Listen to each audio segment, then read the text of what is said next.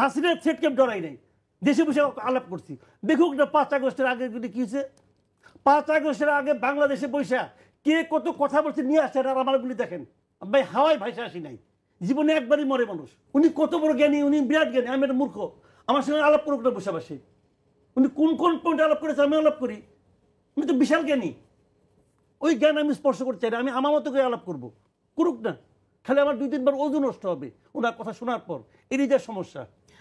মাসুদ কামাল, একটু ভিন্ন প্রসঙ্গে আসে। আপনি সম্প্রতি বলেছেন মাহফুজ আলমের আওয়ামী লীগ বিষয়ে, আওয়ামী লীগের বিরুদ্ধে মানে নির্বাচন প্রসঙ্গে আপনি বলেছেন যে মাহফুজ আলম ভোট কি জিনিস জানেন না, জীবনে কখনো নির্বাচন করেননি।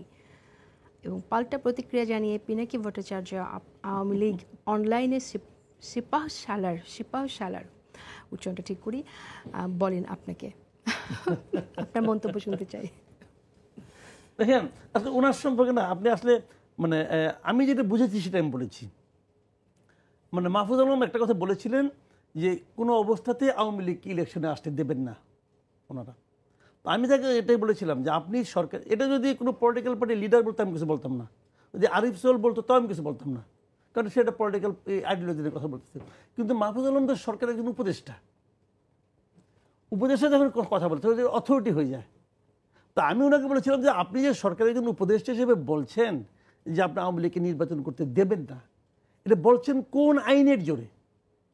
আওয়ামী লীগ এখন নিষিদ্ধ দল, আপনি কি আওয়ামী লীগকে নিষিদ্ধ করতে পেরেছেন? নিষিদ্ধ করলে কে করবে? আমি করবো? আমি করতে পারবো না, কিন্তু করলে আপনাকেই করতে হবে। তা আপনাদের সরকার করুক নিষিদ্ধ, করলেই তো হয়ে যায়, করলেই তো হয়ে যায়। আপনারা একটা ছাত্র সংগঠনকে নিষিদ্ধ করছেন, নিষিদ্ধ করার পর আমার পছন্দ হোক বা না হোক নিষিদ্ধ তো আপনি করছেন, করার পরে সংগঠনের নামই আমি উচ্চারণ করি না, আমি নামই বলি না ওটার, কারণ ওটা তো নিষিদ্ধ সংগঠন, আমি বলবো কেন? আমার কথা হলো কি, একটা আইন যখন হয় সেই আইনটাকে আমি পছন্দও করতে পারি, অপছন্দও করতে পারি।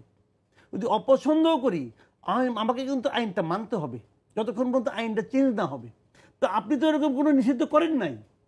যে পার্টি নিষিদ্ধ না, যে পার্টি তার সেটা কি বৈধ পার্টি, একটা বৈধ পার্টিকে আপনি আসতে দেবেন না, এটা আপনি কী করে বলেন? আমি এই বলেছিলাম।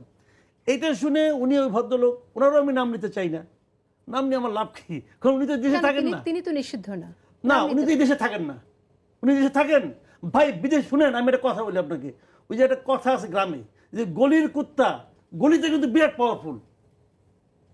উনি আসেন না দেশে, আসেন আলাপ করি, ওনাকে নিয়ে বসেন এখানে আমার পাশে, বসেন আলাপ করি। উনি কত বড় জ্ঞানী, উনি বিরাট জ্ঞানী, আমি একটা মূর্খ।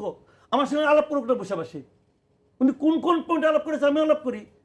উনি তো বিশাল জ্ঞানী, ওই জ্ঞান আমি স্পর্শ করতে চাই না, আমি আমার মতো করে আলাপ করবো, করুক না।